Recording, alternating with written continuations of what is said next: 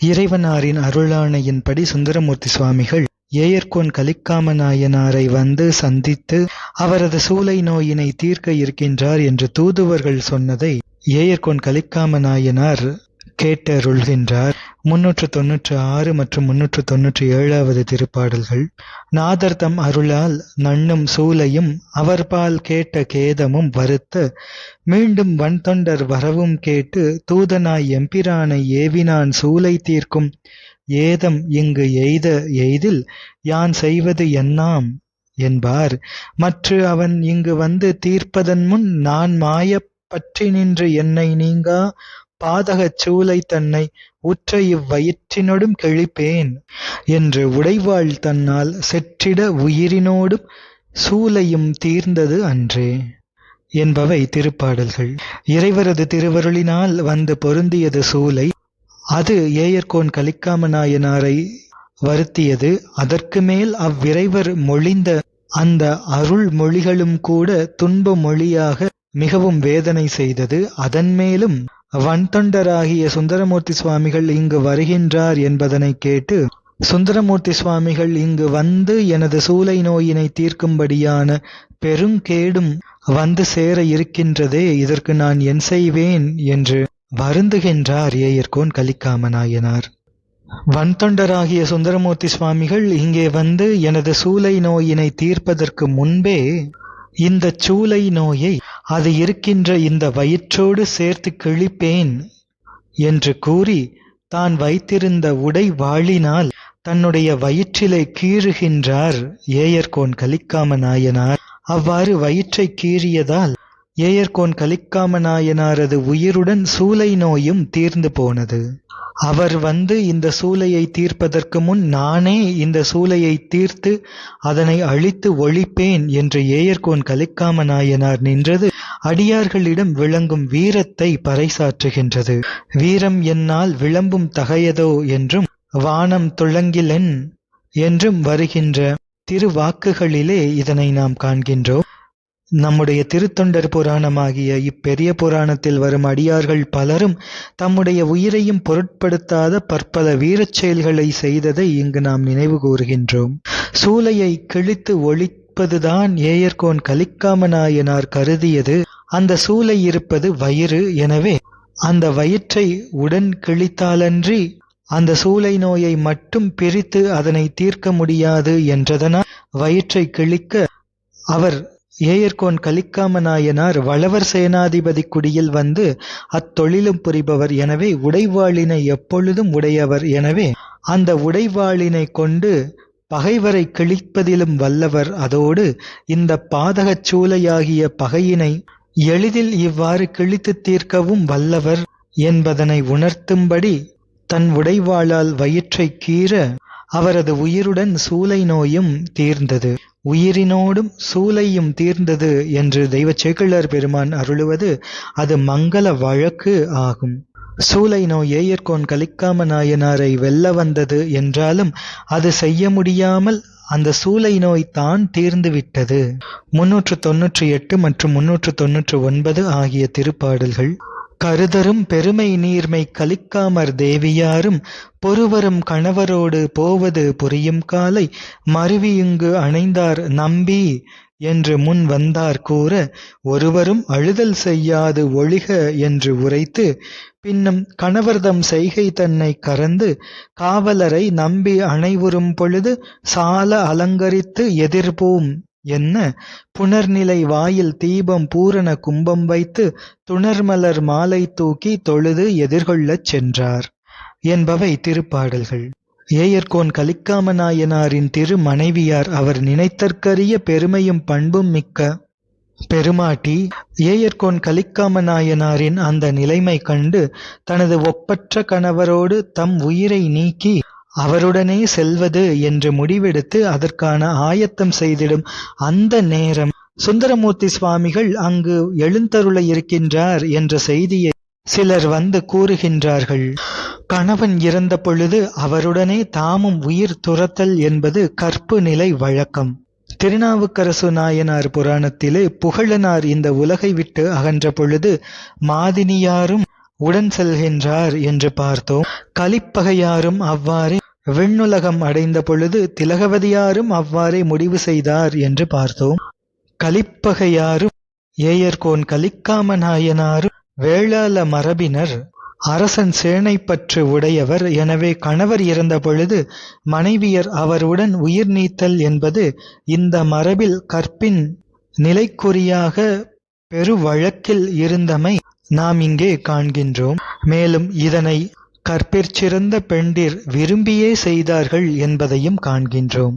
அவ்வாறு ஏயர்கோன் கலிக்காம நாயனார் அவரது திரு மனைவியார் இவ்வாறு முடிவு செய்து அதற்கான தானும் தன் கணவனாருடன் உடன் செல்வதற்காக முயன்று கொண்டிருக்கும் பொழுது சுந்தரமூர்த்தி சுவாமிகள் இங்கு எழுந்தருள இருக்கின்றார் என்ற செய்தி வந்து சேருகின்றது. உடனேயே ஏயர்கோன் கலிக்காம நாயனாரின் திரு மனைவியார் அங்கிருந்த பரிஜனங்கள், சுற்றத்தார்கள், சேடியர் முதலியவர்களையெல்லாம் அழைத்து இங்கு யாரும் அழக்கூடாது என்று கூறுகின்றார். எனவே இவர்களெல்லாம் அழுது கொண்டிருந்தனர் என்பதனை குறிப்பினால் நாம் உணர முடிகின்றது. என்றால் ஏயர்கோன் கலிக்காம நாயனாரின் திருமனைவியார் அழுகாமல் இருந்தாரா என்ற தாம் கணவரை பிரிந்தோம் என்று எண்ணினால்தானே துக்கம் வந்து அழுக நேரிடும். தாம் கணவரோடு உடன் போவது என்று முடிவு செய்தவர். எனவே அவர் அழுதும் அறிந்திலர் என்பது இங்கே பெறப்படுகின்றது. இவ்வாறு கூறி மேலும் உத்தரவிடுகின்றார். இங்கு நிகழ்ந்ததனை ஏயர்கோன் கலிக்காம நாயனாரின் இந்த செயலை மறைத்து சுந்தரமூர்த்தி சுவாமிகள் நம்முடைய மாளிகைக்கு வரும் பொழுது அவரை வரவேற்கும் விதமாக நன்கு அலங்காரம் செய்ய வேண்டும் என்று ஏவலாளர்களிடம் கூறுகின்றார் மனைவியார். ஏயர்கோன் கலிக்காம நாயனாரின் அந்த செய்தி, அந்த செய்கை நிகழ்ந்ததனை வெளியில் வெளிப்படுத்தாமல் மறைத்தல், அழுகாமல் இருத்தல், அதோடு மட்டுமன்றி வேறு எந்தவிதமான சொற்களாலும் அந்த நிகழ்ச்சியை வேறு எந்த ஒரு குறிப்புகளாலும் வெளிப்படுத்தக்கூடாது என்று உத்தரவிடுகின்றார். பெரியோரை வரவேற்பதற்கு ஏற்ப திருமனையினை அலங்கரிக்க வேண்டும் என்று உத்தரவிடுகின்றார். கணவரோடு போவது என்று முடிவெடுத்த பின் இந்த செய்தி வரவே தன்னுடைய முடிவை மாற்றிக்கொண்டு சுந்தரமூர்த்தி சுவாமிகளை உபசரிப்பதற்காக ஏயர்கோன் கலிக்காம நாயனாரின் திரு மனைவியார் இவ்வாறு செய்கின்றார் என்றால், கணவரோடு செல்வது என்று முடிவெடுத்தது கற்பின் நிலை. ஆனால் சிவன் அடியவர்களை உபசரிக்கும் நிலை என்பது சிவபுண்ணியம். கற்பு நிலை என்பது புண்ணியலோக பயனை தரும். சிவபுண்ணியம் என்பது சிவலோக பயனாகிய வீடு பேரை தரும். எனவே உயிர் துறந்து கணவரோடு உடன் போவதற்கு முடிவு செய்த அம்மையார் அதனை தவிர்த்து உயிர் தாங்கி சிவன் அடியாரை உபசரித்து வரவேற்றலை விரும்பிச் செய்தார். இது செயற்கரிய பெருஞ்செயல் என்பது மிக தெளிவு. இவ்வம்மையார் மானக்கஞ்சார நாயனாரின் திருமகளார். அந்த திரு வரலாற்றை இங்கே நாம் நினைத்து பார்த்தால், திருமண நாளன்று தம்முடைய கூந்தலை அறிந்து கொடுத்து மாவிரதியார் விரும்பியவாறே கொடுத்தார். அந்த இளம் வயதிலேயே அத்தகைய பரிபக்குவத்தை பெற்றிருந்த அம்மையார் இவர். அங்கு அவ்வாறு தன்னுடைய கூந்தலை கொடுப்பதற்கு சம்மதித்தார். அங்கு இறைவனது திருவருள் மூலம் அந்த கூந்தல் மறுபடியும் வந்து வளர்ந்தது அம்மையாருக்கு. இங்கும் உயிர் நீத்த கணவனார் அம்மையாரது செயலினால், அதாவது சுந்தரமூர்த்தி சுவாமிகளை வரவேற்று உபசரித்து சிவன் அடியாரை பூஜிக்கின்ற அந்த தன்மை காரணமாக இறைவன் அருளால் உயிர் நீத்த கணவனார் மறுபடியும் எழுந்து வர இருக்கின்றார் என்றால், திருவருளின் பண்பு பெற்ற இவ்வம்மையாரின் பெண்மை பெருநலம் கண்டு ஒழுகி இந்த உலகம் அதனை பின்பற்றினால் உய்தி பெறலாம்.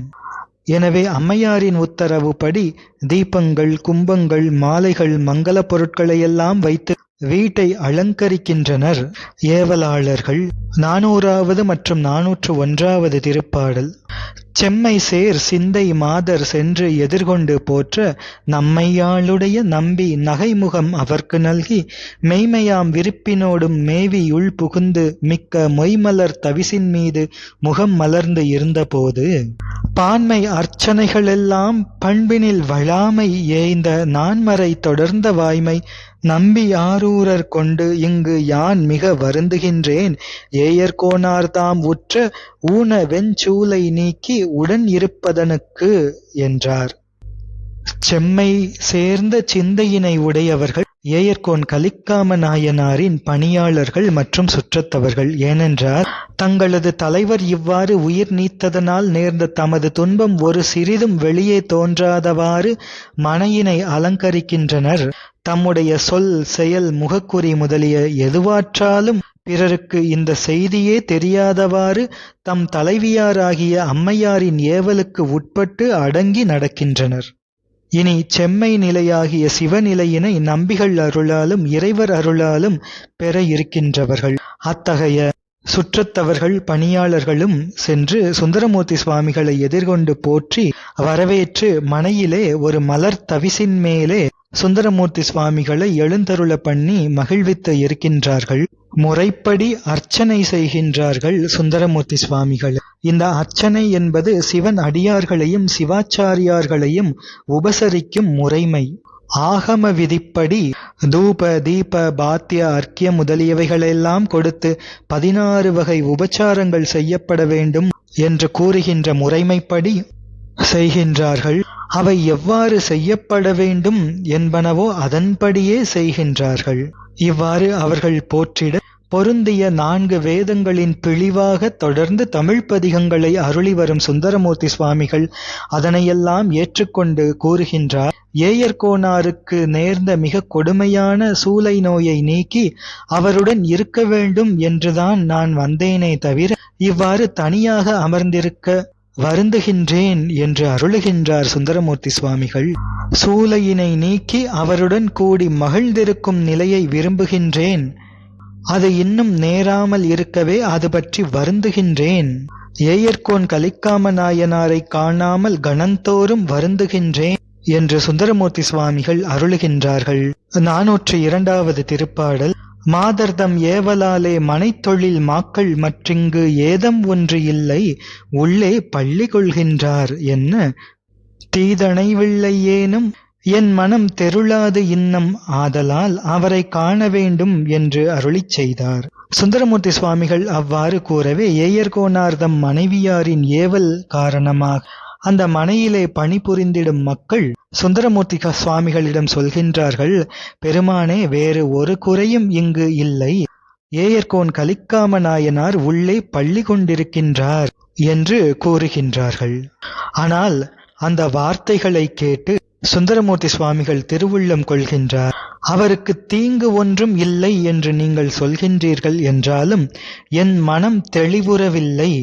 எனவே நான் அவரை உடனே காண வேண்டும் என்று அருளிச் செய்கின்றார்.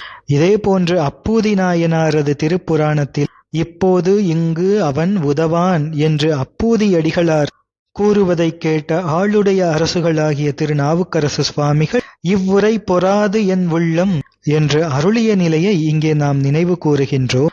எம்தம் பெருமக்கள் பரமாச்சாரிய பெருமக்கள் எல்லாம் சிவன் அருள் வியாபகத்தினுள் அடங்கி திளைத்து நிற்கும் அப்பெருமக்களின் உள்ளத்தின் உள்ளே நிறைந்து இறைவர் தாமே காட்டி நடத்துவிக்கின்றார். எனவே அவர்களது அறிவு உண்மை நிலைகளை தெளிவாக உணருகின்றது என்பதனை நாம் காண்கின்றோம். 403 மற்றும் 404வது திருப்பாடல்கள்.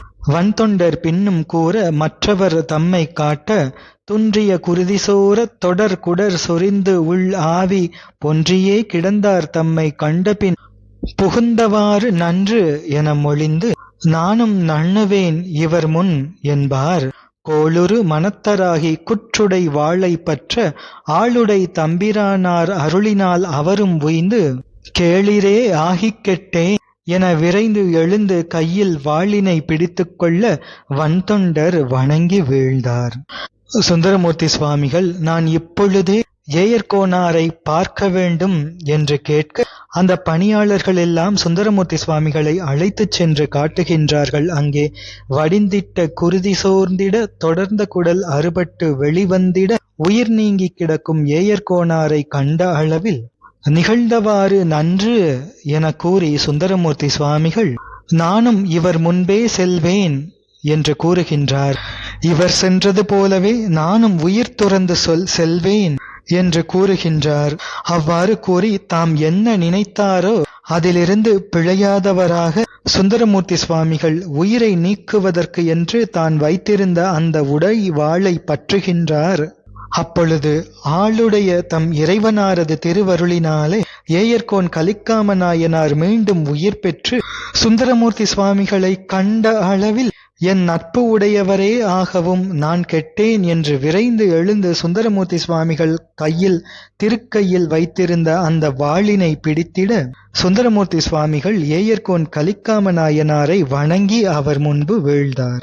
ஏயர்கோன் கலிக்காம நாயனார் உயிர் பெற்று எழுந்தவுடன் முன்பு இருந்த சுந்தரமூர்த்தி சுவாமிகளின் மீது முன்பு இருந்த பகைமையும் செற்றமும் ஒளிந்து நண்பரே ஆகி அந்த உடைவாளினை பற்றிக் கொள்கின்றார். நம்பிகள் கையில் பற்றிய அந்த உடைவாளினை அவர் நினைத்த செயல் கைகூடாதவாறு தம் கையால் இறுக பிடித்துக் கொள்கின்றார் ஏயர்கோன் கலிக்காம நாயனார். உடனே சுந்தரமூர்த்தி சுவாமிகள் ஏயர்கோன் கலிக்காம நாயனாரை விழுந்து வணங்குகின்றார். தாம் வேண்டியவாறு பிழை நீங்கும் நட்பு பெறுகின்றார் சுந்தரமூர்த்தி சுவாமிகள். இப்பொழுது இறைவர் அருளும் வெளிப்பட்ட இடம் இது. எனவே நிலமுற விழுந்து ஏயர்கோன் கலிக்காம நாயனாரை வணங்குகின்றார். 405வது திருப்பாடல். மற்ற அவர் வணங்கி வீழ வாளினை மாற்றி ஏயர் கொற்றவனாரும் நம்பி குறைகளில் பணிந்து வீழ்ந்தார். அற்றை நாள் நிகழ்ந்த இந்த அதிசயம் கண்டு வானோர் பொற்றட மலரின்மாறி பொழிந்தனர் புவனம் போற்ற. நம்பிகள் இவ்வாறு கீழே விழுந்து வணங்குவதைக் கண்ட ஏயர்கோன் கலிக்காம நாயனார் அந்த வாளினை அகற்றி சுந்தரமூர்த்தி சுவாமிகளின் திருவடிகளிலே பணிந்து வீழ்ந்து வணங்குகின்றார். இந்த அதிசயத்தைக் கண்டு தேவர்கள் எல்லோரும் கற்பகம் முதலிய மலர்களை மழை போல பொழிகின்றனர். இந்த நில உலகத்தில் இருப்பவர்களெல்லாம் துதிக்கின்றார்கள். தன் வசம் எழுந்து வீழ்ந்தார் ஏயர்கோன் கலிக்காம நாயனார் சுந்தரமூர்த்தி சுவாமிகளின் திருவடிகளில். தமது முன்னை நினைவுகளையும் தாமே பிழைப்பட எண்ணினோம் என்பதனையும் நினைந்து மனம் உருகிய நிலையில் இவ்வாறு சுந்தரமூர்த்தி சுவாமிகளின் திருவடிகளிலே விழுந்து வணங்கினார். 406 மற்றும் 407வது திருப்பாடல்கள். இருவரும் எழுந்து புல்லி இடைவிடா நண்பினாலே பொறுவரு மகிழ்ச்சி பொங்க திருப்புன்கூர் புனிதர் பாதம் மருவினர் போற்றி நின்று வன்தொண்டர் தம்பிரானார் அருளினை நினைந்தே அந்தணாளன் என்று எடுத்துப் பாடி சில பகல் கழிந்த பின்பு திருமுனைப்பாடி நாடர் மலர் புகழ் திருவாரூரின் மகிழ்ந்து உடன் வந்த ஏயர் குல முதல் தலைவனாரும் கூடவே குளிர்பூங்கோயில் நிலவினார் தம்மை கும்பிட்டு உறைந்தனர் நிறைந்த அன்பால். வீழ்ந்து வணங்கிய இருவரும் அந்த நிலையில் எழுந்து ஒருவரையொருவர் தழுவிக்கொண்டனர். இடையறாத நட்பினுடன் ஒப்பற்ற மகிழ்ச்சி மேன்மேலும் பொங்குகின்றது. அத்தகைய மகிழ்ச்சியுடனே திருப்புன்கூர் சென்று இறைவனாரை வணங்குகின்றனர். திருப்புன்கூர் என்பது ஏயர்கோன் கலிக்காம நாயனாரின் திருத்தலமான திருப்பெருமங்கலத்தின் மிக அருகில் இருக்கின்ற தலம். ஏயர்கோன் கலிக்காம நாயனார் மிக அதிகமான திருப்பணி அநேகம் செய்த தலம். 12 என்று 24 வேலி நிலங்கள் திருக்கோயிலுக்கு கொடுத்து தமது அபிமான தலமாக கொண்டு வழிபட்ட தலம். அத்தகைய ஏயர்கோன் கலிக்காம நாயனாரின் அபிமான தலத்திற்கு இருவரும் சென்று போற்றுகின்றனர், வணங்குகின்றனர். அப்பொழுது சுந்தரமூர்த்தி சுவாமிகள் ஒரு திருப்பதிகம் அருளுகின்றார். அது அந்தணாளன் என்று தொடங்குகின்ற திருப்பதிகம். தக்கேசி பண்ணில் அமைந்தது. 7வது திருமுறை 55வது திருப்பதிகம். இத்திருப்பதிகத்தில் மார்கண்டேயர், இயக்கர், கிண்ணரர், வருணன், அர்ஜுனன், பகீரதன், முப்புறத்தவரில் மூவர், ராவணன் முதலானவர்களுக்கெல்லாம் இறைவன் அருள் புரிந்ததை குறிப்பிட்டு அருளுவதோடு ஏயர்கோன் கலிக்காம நாயனாருக்கு இறைவனார் அருள் புரிந்ததையும் கூறி சுந்தரமூர்த்தி சுவாமிகள் அருளுகின்றார் அந்த திருப்பதிகத்தினை. இத்திருப்பதிகத்தின் முதல் மற்றும் நிறைவு திருப்பாடல்கள் பின்வருமாறு. திருச்சிற்றம்பலம். அந்த நாளன் உன் அடைக்கலம் புகுத அவனை காப்பது காரணமாக வந்த காலன் தன் ஆருயிர் அதனை வவினாய்க்குன்றன் வன்மை கண்டு அடியேன் எந்தை நீயனை நமன் தமர் நலியின் இவன் மற்றன் அடியான் என விளக்கும் சிந்தையால் வந்து உன் திருவடி அடைந்தேன் செழும் பொழில் திருப்புன்கூர் உளானே. கம்ப மால் களிற்றின் ஒரியானை காமர்க்கு காய்ந்ததோர் கண்ணுடையானை செம்பொனே ஒக்கும் திருவுருவானை செழும் பொழில் திருப்புன்கூர் உளானை உம்பராளியை உமையவள் கோனை ஊரன் வன்தொண்டன் உள்ளத்தால் உகந்து அன்பினால் சொன்ன அருந்தமிழ் 5 வல்லவர் அருவினை இயலரே. திருச்சிற்றம்பலம். ஏயர்கோனாரது அடிமைத்திறத்தினை பாராட்டுதலும் அவர் பெணிதவிர்த்து அருளிய வகையால் அவருடன் தமக்கு நட்பு செய்தருளிய அருளிப்பாட்டினை போற்றுதலும் இறைவரை உயிர்கள் வந்து அடைவதற்கு உரிய காரணங்களை எடுத்துக் காட்டுதலும் இந்த பதிகத்தின் உட்பொருளாக அமைந்திருக்கின்றன. இவ்வாறு சில நாட்கள் கழிந்தபின் சுந்தரமூர்த்தி சுவாமிகளோடு ஏயர்கோன் கலிக்காம நாயனார் திருவாரூருக்கு எழுந்தருளுகின்றார். அங்கே இருவரும் சென்று திருவாரூர் பூங்கோயிலிலே எழுந்தருளியுள்ள இறைவரை வணங்குகின்றார்கள். ஏயர்கோன் கலிக்காம நாயனாரது அபிமானத் தலமாகிய திருப்புன்கூருக்கு நம்பிகளும், நம்பிகளது திருத்தலமாகிய திருவாரூருக்கு ஏயர்கோன் கலிக்காம நாயனாரும் உடன் வந்து வழிபட்டது சிவபெருமான் மேல் அன்பின் உரிமை திறத்தின் பண்பால் ஆகியது.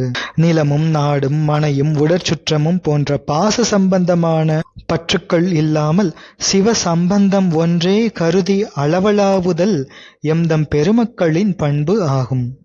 408வது திருப்பாடு.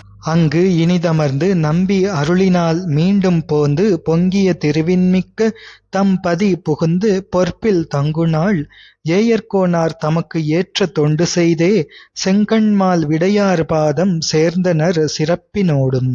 அத்திருவாரூரிலே இனிதாக விரும்பி எழுந்தருளியிருந்து பின்னர் சுந்தரமூர்த்தி சுவாமிகளிடம் அருள்விடை பெற்றுக்கொண்டு மீண்டும் தமது திருநகராகிய திருப்பெருமங்கலத்திற்கு ஏயர்கோன் எழுந்தருளி அமர்ந்து அருளுகின்ற அந்த காலத் ஏயர்கோன் கலிக்காம நாயனார் தமக்கு ஏற்ற திருப்பணிகளை செய்து வரும் அந்த வேளையில் சிவந்த கண்ணையும் பெருமையும் உடைய விடையினை ரிஷபத்தினை உடைய இறைவனாரது திருவடிகளை சிவச்சிந்தனை மறவாத அன்பு கொண்டிருந்த ஏயர்கோன் கலிக்காம நாயனார் சென்று சேருகின்றார் இறைவனது திருவடிகளை. இனி 409வது திருப்பாடல் ஏயர்கோன் கலிக்காம நாயனாரின் புராணத்திலே நிறைவுத்தல்.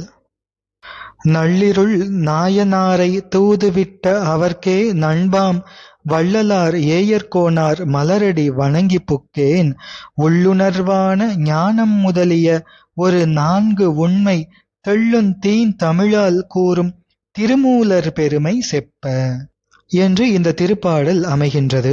நடு இரவிலே தமது தலைவனாரை தூதாக விடுத்த சுந்தரமூர்த்தி சுவாமிகளுக்கே நண்பராகிய வள்ளலார் ஏயர்கோன் கலிக்காம நாயனார் அத்தகைய பெருமானாராகிய ஏயர்கோன் கலிக்காம நாயனாரது மலர் போன்ற திருவடிகளை வணங்கி அந்த திருவடிகளின் துணை கொண்டு இனி திருமூலதேவ நாயனாரது பெருமை சொல்ல புகுகின்றேன் என்று தெய்வ சேக்கிழார் பெருமான் அருளுகின்றார்.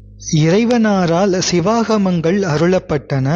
அந்த சிவாகமங்களை இனிய தமிழிலே திருமந்திரம் என்ற அருள் நூலாக அருளியவர் திருமூலதேவன். அத்தகைய திருமூலதேவ நாயனாரது திருச்சரிதம் மற்றைய சரிதங்கள் போல இந்த உலகத்தினிலே பிறந்து அடிமை செய்து திருவடி அடைந்த நிலை என்பது போன்று இல்லாமல் திருமூலதேவ நாயனார் திருக்கயிலையில் அருள் பெற்ற சிவ யோகியாராகி இந்த நில உலகில் வழிகொண்டு வந்த காலத்தில் மூலன் என்ற இடையனின் உடலிலே பரகாய பிரவேசம் என்ற சித்தி வழியாக புகுந்து திருவாவடுதுறையில் அரச மரத்தின் கீழே அநேக காலம் சிவயோகத்தில் இருந்து திருமந்திரம் அருளினார் என்ற பெருமை உடைய திருப்புராணம் அது இனி வருகின்ற புராணம். எனவே இவ்வாறு ஏயர்கோன் கலிக்காம நாயனாரது திருவருள் திருச்சரித வரலாறு அமைகின்றது. ஏயர்கோன் கலிக்காம நாயனாரின் திருவடிகளை வணங்கி அதன் துணை கொண்டு திருமூலதேவ நாயனாரது திருச்சரிதத்தை சொல்ல புகுகின்றேன் என்று தெய்வச்சேக்கிழார் பெருமான் அருளுகின்றார்.